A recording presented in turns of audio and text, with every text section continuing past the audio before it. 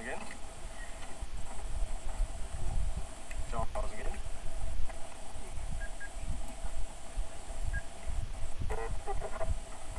Right, so I was just up, still moving, just joining the rest of the group. Doesn't look like they're moving further now.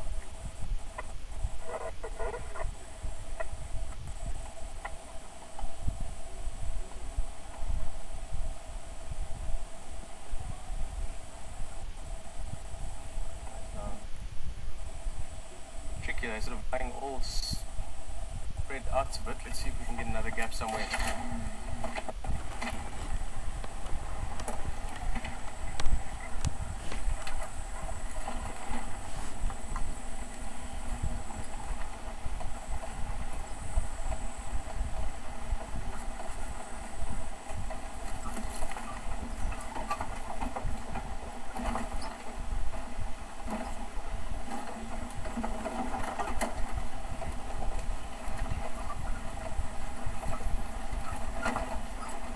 Ah, there we go. That's what we're looking for.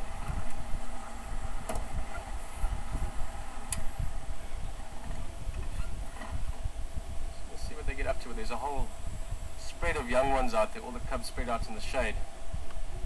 And that's what those other females were moving for, so nothing to do with the buffalo further to the east that Charles had there. It's just that they were just joining the rest of the group.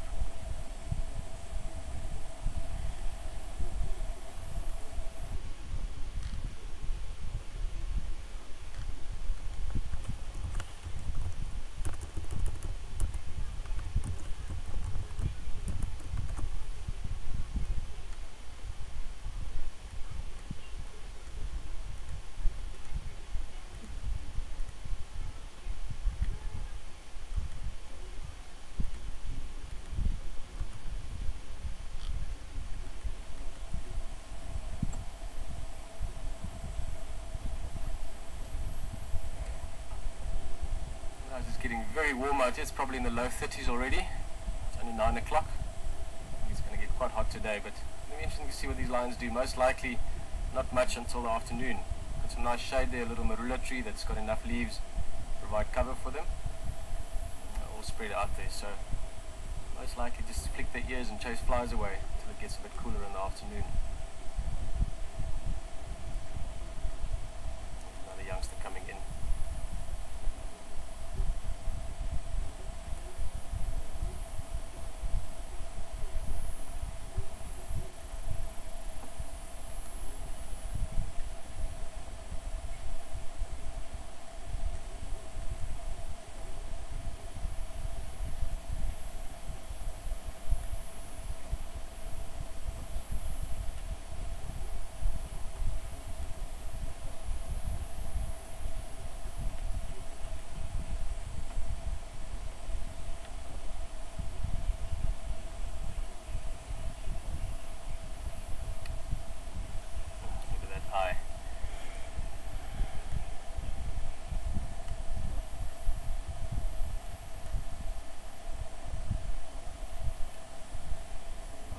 Had a specific count of all of them, but just from what we've seen sort of as they were moving around, as we were moving around through all this bush, it looks like about 5 females at least. And the 9 bigger cubs. We still haven't seen the new ones, very little ones that we've heard about. So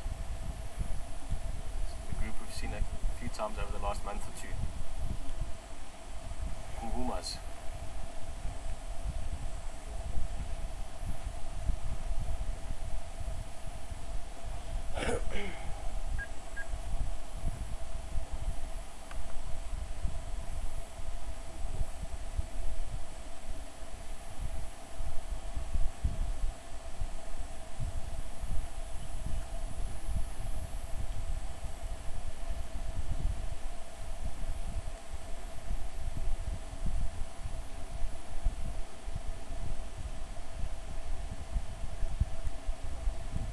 To be interesting to see what the future of this pride holds over the next year or so.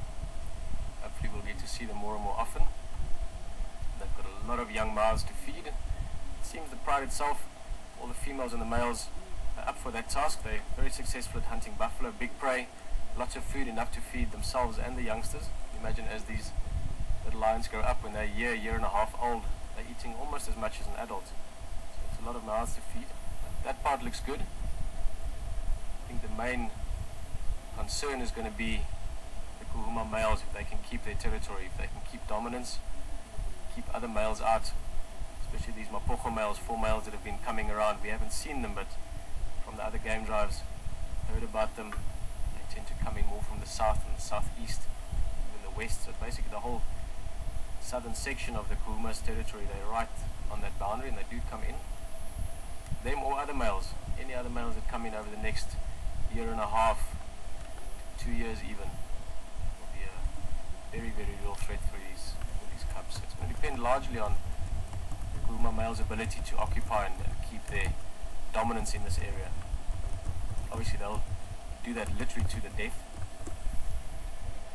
They've got a lot of little lions running around that's genetically linked to them, and that's what they want to protect. So the only way they let other males in here will be literally over their dead bodies.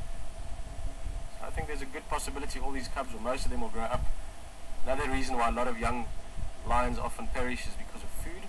And like I said, these Kuhumas are very, very good at hunting big prey. So I think that side of it at least is covered very well.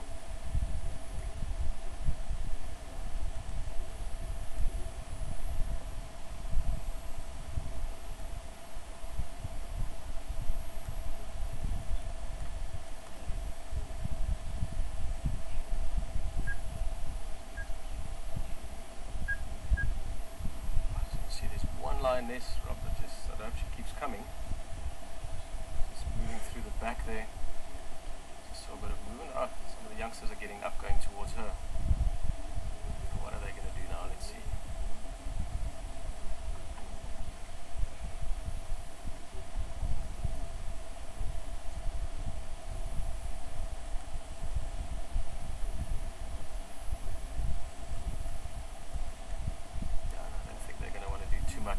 That lioness walks a little bit so we can see her. Just in the minutes we've sat here, last 15 minutes or so, you can feel the temperature climbing probably by about 1 or 2 degrees Celsius already. So